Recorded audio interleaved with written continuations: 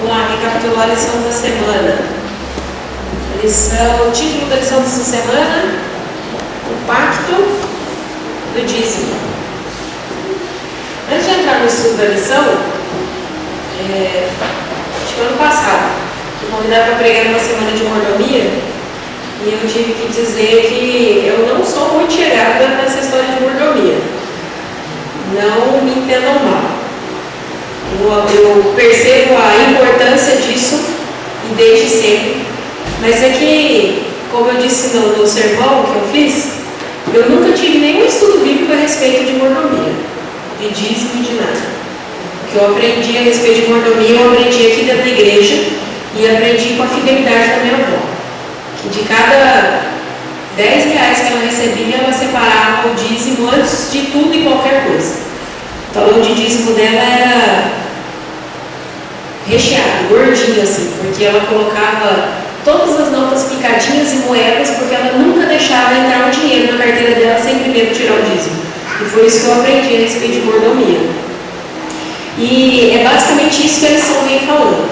Então eu realmente tenho para mim, e pela criação que eu tive, que mordomia nem deveria ser um assunto que precisasse ser discutido na igreja.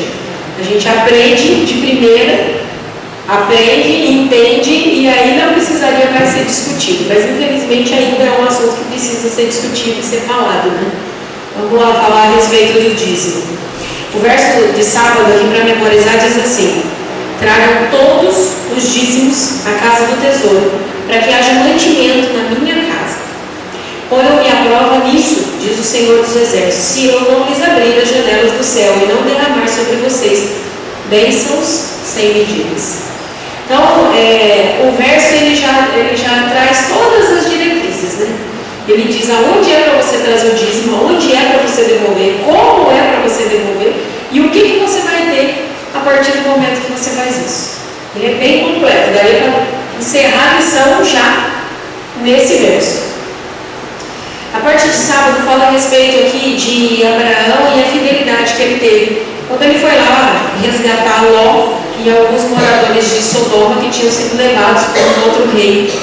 E aí quando ele consegue a vitória nessa batalha, o rei de Sodoma oferece todos os despojos da guerra para Abraão, que era muito comum na época. Se você venceu a batalha, você tem direito a ficar com tudo que foi tirado, né, daquele lugar, ou daquele país, ou daquela cidade que você venceu a guerra.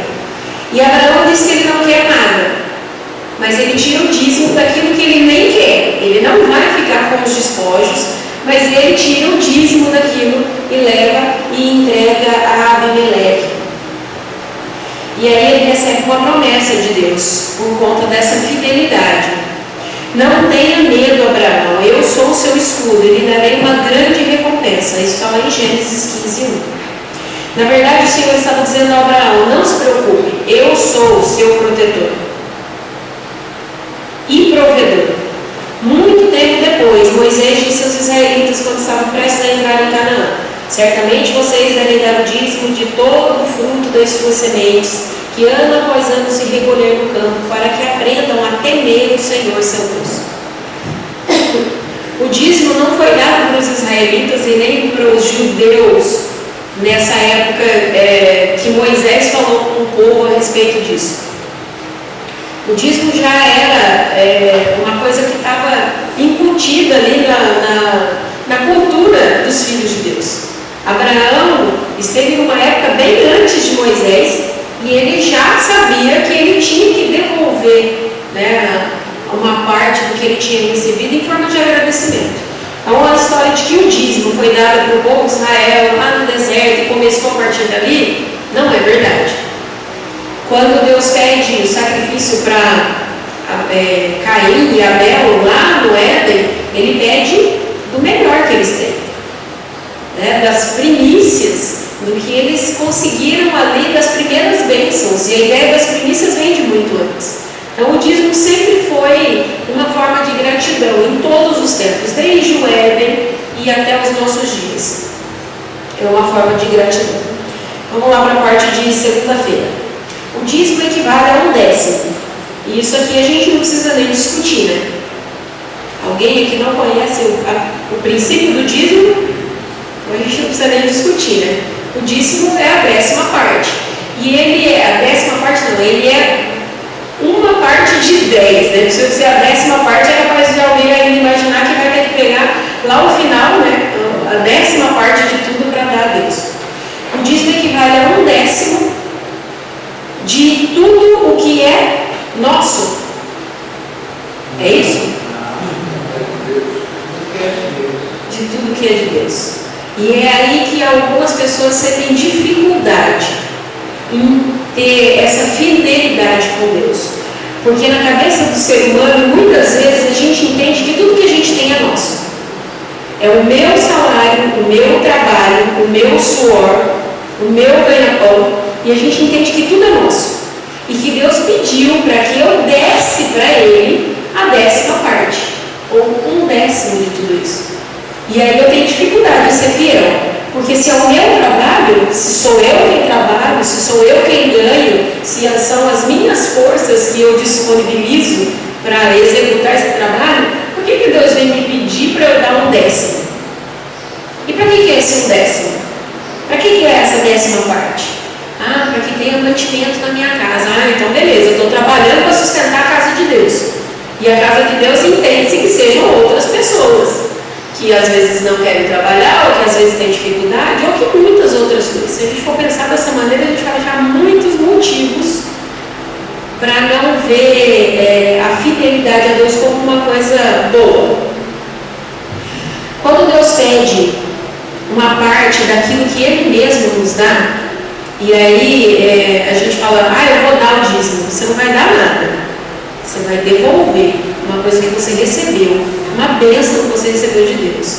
Quando nós devolvemos uma parte, e aí a gente comentou isso já na primeira lição desse trimestre, é uma oportunidade que Deus nos dá de nós aprendermos coisas muito importantes. E eu acho que esse é o objetivo da lição. A gente aprender a dividir, aprender a não ser tão egoísta, porque como ser humano e cheio de pecado, que nós somos carregando esse pecado há tanto tempo, nós aprendemos a ser muito egoístas. Primeiro eu, sempre primeiro eu.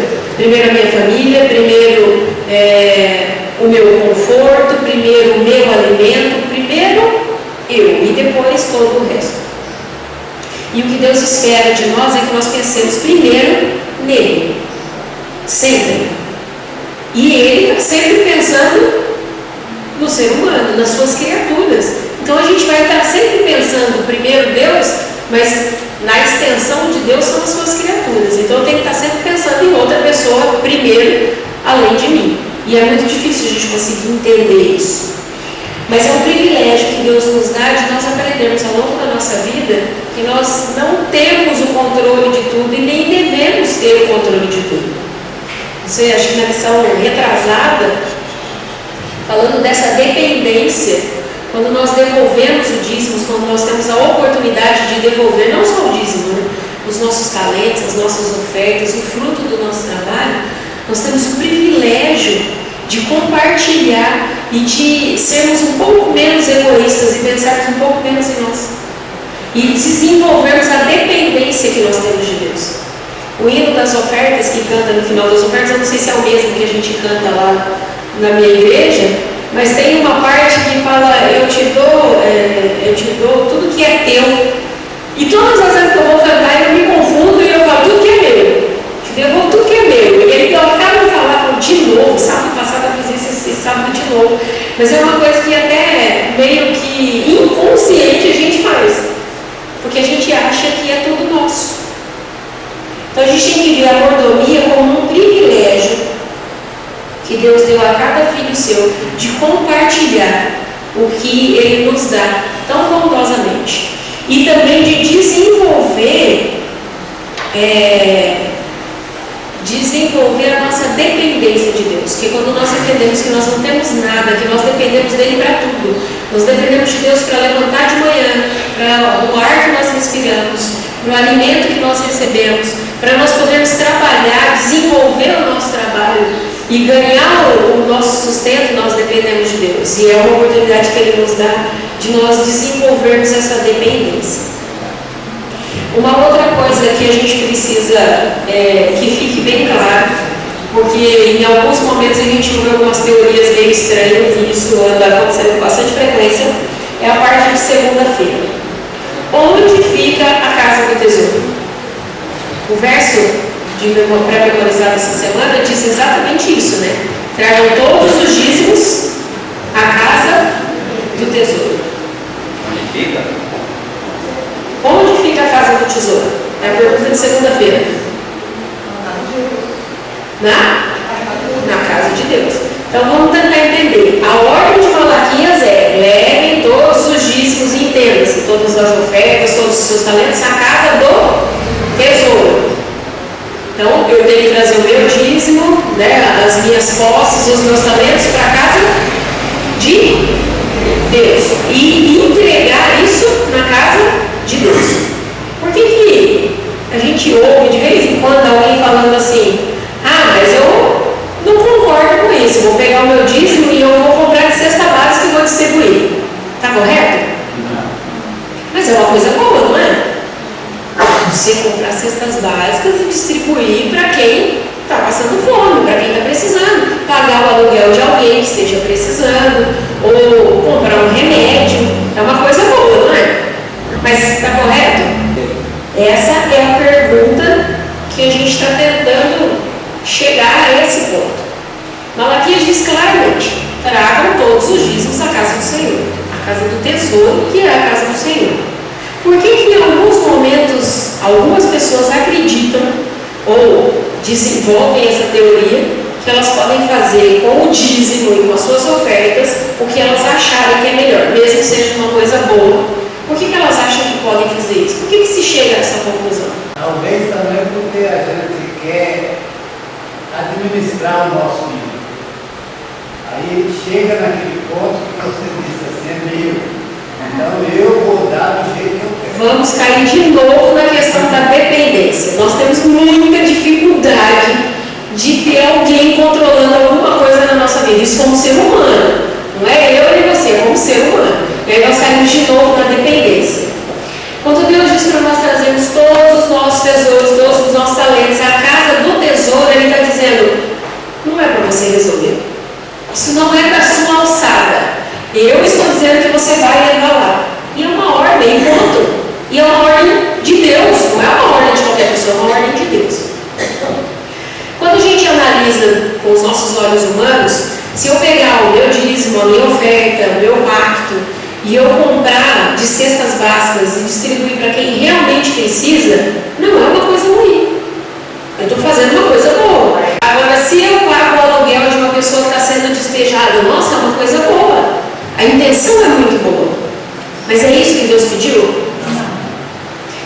E aí é o que a Deusa falou, vai cair no erro de Abel e Caim, na verdade de Caim, né? Deus pediu uma coisa e ele fez outra. A questão é a dependência, né? Deus quer que nós dependamos dele totalmente. E às vezes a gente não entende isso. Aí a gente começa a entrar em um terreno bem perigoso.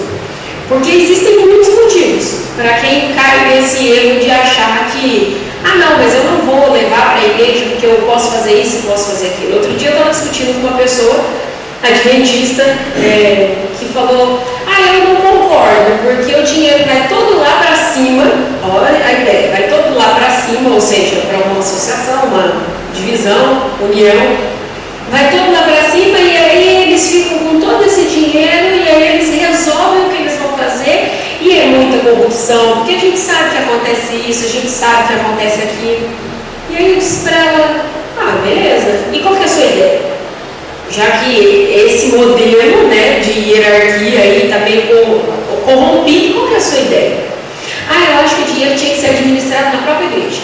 Então, os dízimos que são dados aqui, são administrados aqui, e aí temos aqui uma comissão que vai avaliar os gastos e vai decidir aonde é gasto. Eu falei: beleza. O modelo de hierarquia, o problema é corrupção.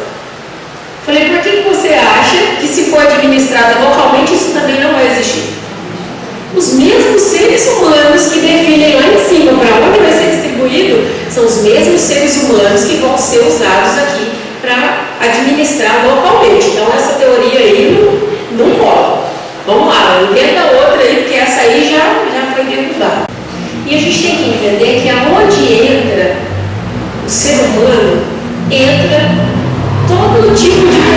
insalubridade, de corrupção, de roubo, é a natureza do ser humano. Onde o ser humano está, o pecado está. E vai existir tentação, e vai existir problema. Então não é uma coisa que a gente possa levar adiante. Uma outra coisa que acontece, que eu vejo dessa maneira, é que nós gostamos muito de olhar e dizer, mas você dá esses recursos todos para, sei lá, meia dúzia de pessoas lá em cima que vão decidir o que vai ser feito, e isso não é certo. Muitas vezes a gente olha dessa maneira porque a gente, como ser humano, e aí é uma teoria até da psicologia, que nós temos a tendência de espelhar os nossos próprios erros nos outros. Quando eu não confio em quem está lá em cima, que vai administrar e decidir para onde vai, algumas vezes é porque eu me coloco no lugar dessas pessoas e falo, se fosse eu, tudo isso na minha mão, sei, dava para pensar em algumas coisas, em fazer.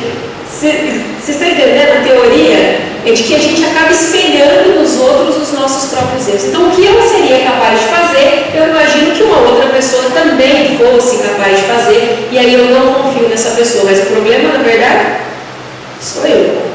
O bom dessa discussão que a lição traz é que a gente percebe que está todo mundo afiado, né? Sabe para que servem os dízimos, onde são usados, de que maneira são distribuídos. Essa é a parte 1. Na terça-feira, fala sobre o propósito do dízimo. E aí, às vezes, a gente entendendo toda essa dinâmica, né, o dízimo é trazido à casa do tesouro, e aí ele é usado para os missionários que estão em outros países, para a pregação do evangelho e tudo mais, a gente acaba meio que mecanizando tudo isso e acredita de verdade que Deus precisa do meu dinheiro para que a obra dele seja feita e seja sustentada. Isso é 100% verdade? Não. Eu vou usar de novo a palavra. Deus nos dá o privilégio de nós estarmos envolvidos na obra, mas Ele realmente não precisa. E o ser humano tem que parar de achar que ele é a última bolacha do pacote e que sem Ele Deus não faz nada. Mas é que nós nos damos muita importância e ao longo da nossa vida isso fica muito evidente. A lição de terça-feira, o título é o propósito do dízimo. E propósito é diferente de utilidade. A utilidade do dízimo é exatamente isso que nós estamos dizendo aqui. É para o sustento de todo o ministério. E tudo que funciona aqui neste mundo depende de recursos financeiros. Para funcionar, vai depender de recursos financeiros. Então nós temos toda uma hierarquia, todo um esquema que foi dado por Deus e de como ele funcionaria. O dízimo entra aqui, ele vai para lá, e ele passa para lá, e aí tem toda uma quantidade de pessoas que vão definir, e a gente quer que todo mundo entenda isso, que são pessoas que foram colocadas lá por Deus e são usadas por Deus para isso. Mas essa é a utilidade do dízimo. E eu já ouvi alguém dizendo assim, mas para você que ganha um salário mínimo é fácil tirar o dízimo. Para mim, que sou empresário, que faturo 1 milhão por mês, é mais complicado. Eu como pobre, vejo assim, quem ganha 1 milhão por mês, tirar 10% disso, ainda vai sobrar muito. E para quem ganha um salário mínimo e paga aluguel e sustenta 5, 6 filhos, tirar 10%, é uma fatia grande proporcionalmente. Mas para quem está lá em cima, acha que o dele é maior e é mais difícil, a dificuldade aumenta. Então, continuando a linha de pensamento aqui, a utilidade do dízimo é manter a casa de Deus. Mas a pergunta da lição é qual é o propósito do dízimo?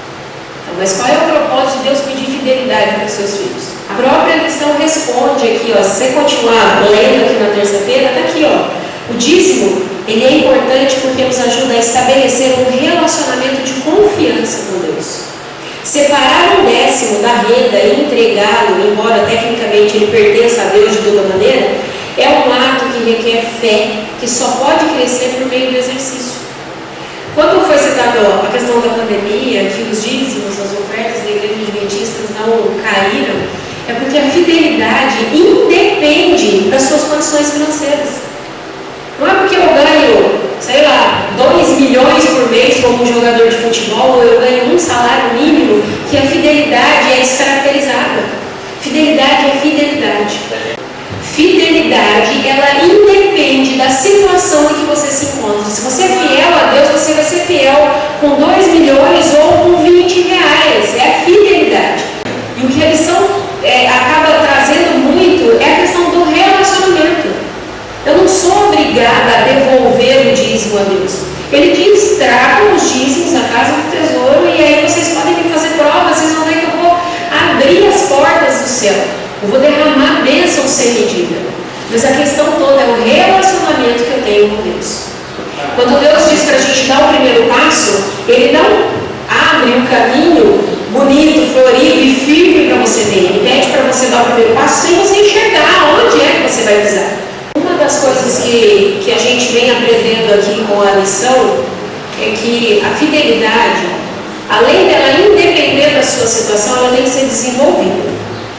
Quando nós conhecemos a trajetória deste mundo e sabemos que vamos chegar em momentos muito difíceis ainda, e eu acredito realmente nisso, como que eu posso achar que no momento em que eu não puder mais comprar, vender ou trabalhar e me sustentar, porque essa é a ideia que a gente tem, que a gente se sustenta, quando eu não puder mais exercer isso dessa maneira, quando eu não tiver mais de onde tirar o meu sustento, como é que eu acho que eu vou exercer como é que eu vou me utilizar da confiança que eu tenho em Deus se eu não desenvolver ela agora, nos tempos em que eu tenho isso? Porque eu não tenho. Se eu não desenvolver confiança em Deus, eu não tenho. E aí quando chegar um decreto que vai dizer: olha, os trabalhadores no sábado não podem mais trabalhar. Se você não trabalha no sábado, você não vai trabalhar. Se você não trabalha, você não tem salário. Se você não tem salário, você não pode ir no mercado comprar as coisas básicas do dia a dia. Como é que eu vou receber isso? Como é que vai ser no meu coração saber que a partir de hoje eu não tenho mais de onde tirar o meu sustento, que eu achei que eu mesmo provia, que eu mesmo corria atrás, que era fruto do meu suor? E aí? Se eu não desenvolvi um relacionamento com Deus, se eu não desenvolvi a minha fidelidade, e se eu não estou ancorada na palavra de Deus e no amor de Deus, nesse momento é onde eu vou me desesperar, e aí eu vou falar: não, eu preciso trabalhar. E assim, as facilidades vão aumentando para que a gente não tenha desculpa em pagar o dízimo ou em dar o dízimo. Exatamente. Mas quando a gente entende que nós estamos devolvendo as bênçãos que Deus nos deu, e por todos esses motivos que nós já dissemos, nós começamos a compreender que Deus realmente não precisa do meu dinheiro. Ele não precisa que eu traga algum recurso para que a obra dele seja feita. Ele me permite fazer isso para que eu desenvolva o meu relacionamento com Ele. Quando eu questiono as pessoas que administram isso, eu não estou questionando como é que esse dinheiro vai ser usado, porque de verdade eu acredito que isso não me interessa. O verso de Malaquias termina dizendo: você vai trazer os seus dízimos, as suas ofertas, os seus recursos à casa do tesouro, e aí você vai me provar. E ele não está falando que eu vou ter que fazer uma auditoria, que eu vou ter que cobrar, ou que eu preciso saber o que ele vai fazer. Embora sejam coisas que precisam acontecer, porque somos seres humanos. Mas eu não preciso de verdade saber o que vai ser feito dele para que a minha fidelidade se desenvolva. É porque vai precisar de fé. E fé não é uma coisa que você adquire de uma semana para outra, você tem que desenvolver, tornar ela forte, assim como os músculos que a gente desenvolve todos os dias.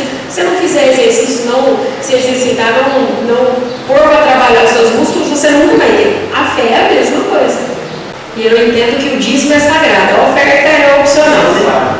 Mas tem uma outra coisa que a gente acaba trazendo à tona a questão de pagar ou devolver o dízimo, o quanto eu entendo do propósito do dízimo. Eu vou voltar de novo no propósito do dízimo, porque eu vou tirar de uma experiência minha própria. Eu entendi desde sempre, pelo exemplo da minha avó, a fidelidade e o quão sagrado é o dízimo e as ofertas, porque ela sempre teve um sistema de pacto muito esclarecido, assim. E eu tenho o meu pacto com Deus e devolvo lá o meu pacto, é uma coisa minha e de Deus, e Ele não me exige uma quantidade. Mas no meu entendimento, o meu pacto, a minha oferta, é a minha maneira de dizer que, além de reconhecer que Deus, né, me deu todos os recursos, eu ainda sou grata por outras coisas e todas aquelas coisas que a gente aprende quando a gente aprende sobre o dízimo.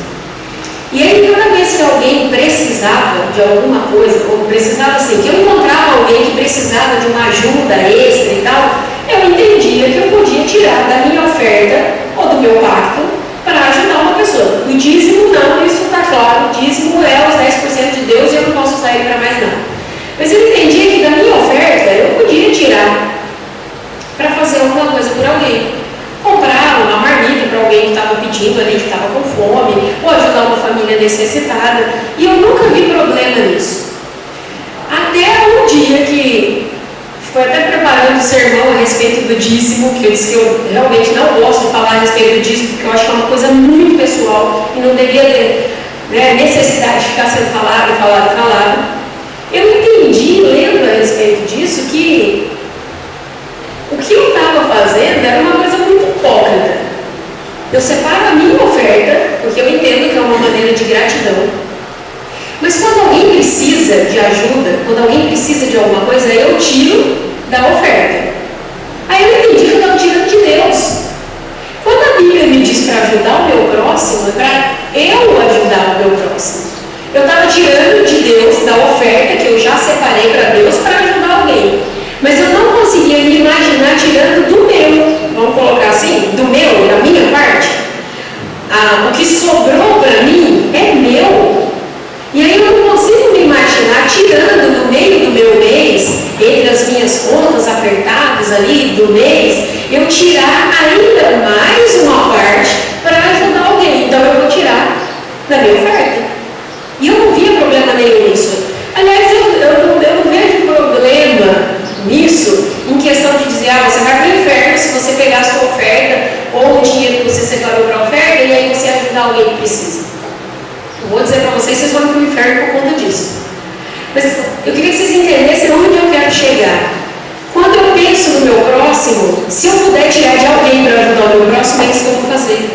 Porque o egoísmo que o dízimo vem para exercer, né, diminuir o meu egoísmo, ele continua tão arraigado em mim, que quando eu penso em ajudar o meu próximo, eu penso em tirar de outro. No meu caso, eu tirava de Deus.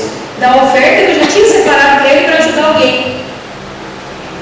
E eu vou dizer para vocês, de verdade, que quando eu entendi isso e parei de fazer isso, e quando alguém me pede, quando alguém precisa, eu tiro do que sobrou para mim, para ajudar essa pessoa, eu comecei a perceber que a gente realmente não sabe o que é confiar em Deus. Mas se eu tirar, eu tenho as minhas contas no mês e todo mundo, a grande maioria, né, das pessoas terminam o mês ou empatado ou no vermelho. Não tem como fugir disso, é a grande maioria. Ou você consegue pagar todas as suas contas e fala, graças a Deus, paguei pelo menos as contas, não sobrou nada, mas não estou devendo. Ou você termina e fala, esse mês não deu. E aí pensar em tirar mais uma parte dessa que já ficou ali tão apertadinha para fazer por outra pessoa alguma coisa, vai tocar muito fundo no meu egoísmo e no meu relacionamento com Deus. O quanto eu confio em Deus para, de repente, quando apareceu uma necessidade muito grande de alguém que não seja eu mesma, eu esteja disposta a confiar que Deus vai suprir a minha necessidade, porque eu estou suprindo a necessidade de outra pessoa. Até onde vai a minha confiança em Deus? Porque toda essa parte de talentos, de dízimo, de ofertas, de devolver e de trazer à casa de Deus, diz a respeito do meu relacionamento, da minha confiança com Deus. Mas até onde vai a minha confiança? Até o final do meu salário? Até o final do meu mês? Até onde vai a minha confiança? Não, mas a gente está fazendo uma campanha porque tem uma família realmente necessitada, e aí eu penso assim, não, peraí, primeiro eu vou pagar minhas contas e vou ver se sobra alguma coisa para eu ajudar. Se sobrar, eu ajudo e ainda fico pensando, poxa, mas podia ter feito alguma outra coisa. O normal é esse. Mas a igreja está fazendo uma campanha, mas eu tenho só um saco de arroz dispensa e eu ainda falta 15 dias para terminar o meu mês. Eu não posso dar o meu saco de arroz que está lá, que é a única coisa que eu tenho, para alguém que não tem nada.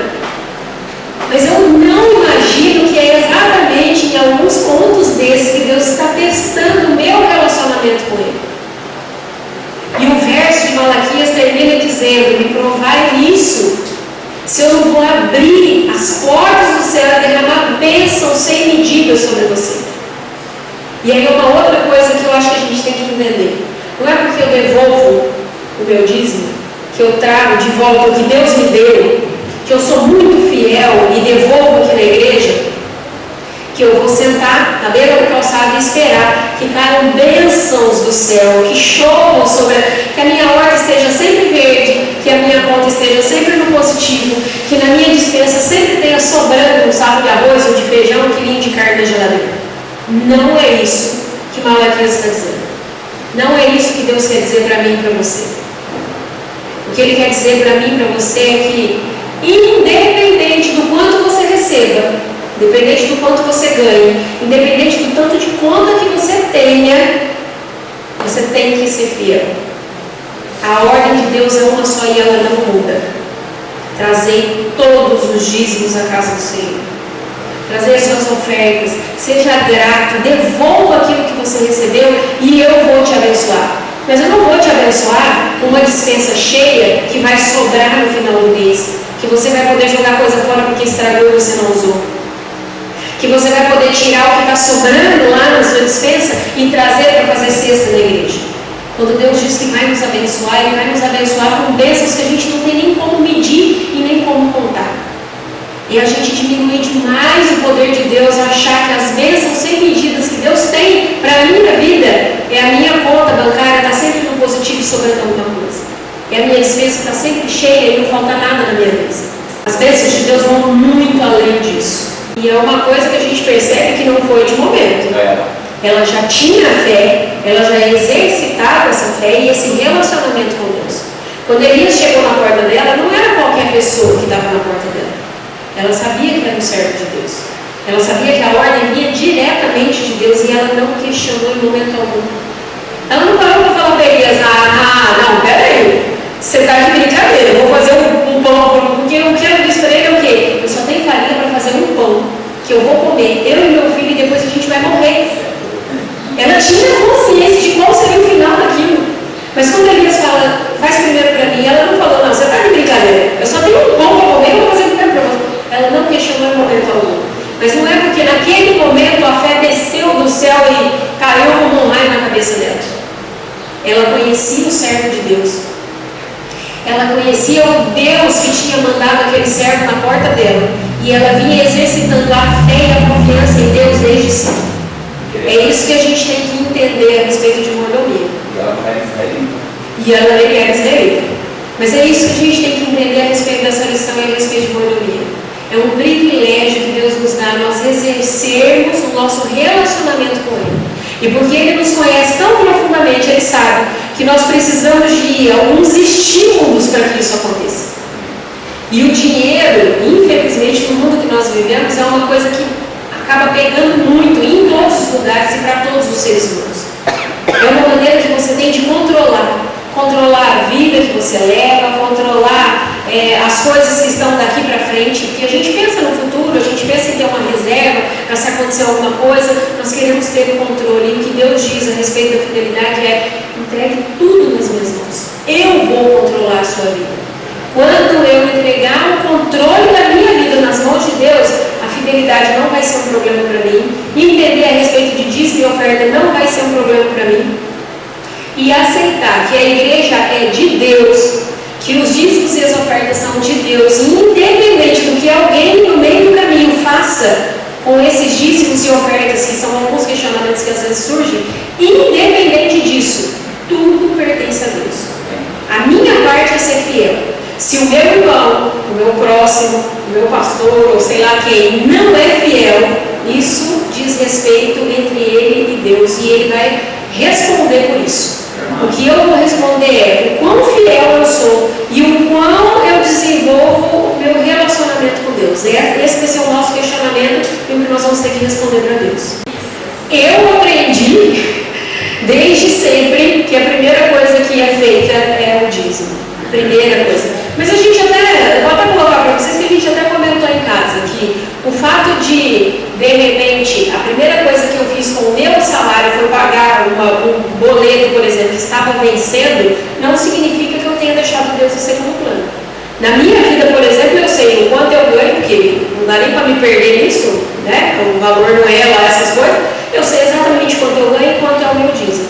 Se eu pagar 1 ou 2 boletos antes, o meu dízimo vai estar lá separado, porque eu separo no meu coração. Não é físico. Mas a gente tem que dar das primícias para Deus. E as primícias em tudo. Não é só no dinheiro, nos nossos talentos, nas nossas obrigações, em tudo são as primícias. Porque primeiro eu penso em devolver o que Deus me deu. E depois em todas as outras coisas. Que nós possamos continuar estudando essa lição a respeito de mordomia e das bênçãos que Deus nos dá e continuar desenvolvendo o nosso relacionamento com Deus a ponto de não ter nenhum questionamento a respeito disso no nosso coração. Nós possamos dar com alegria e com a certeza de que nós estamos devolvendo as bênçãos que nós já recebemos. Por isso, mais uma vez, o meu desejo é que a gente possa entender que tudo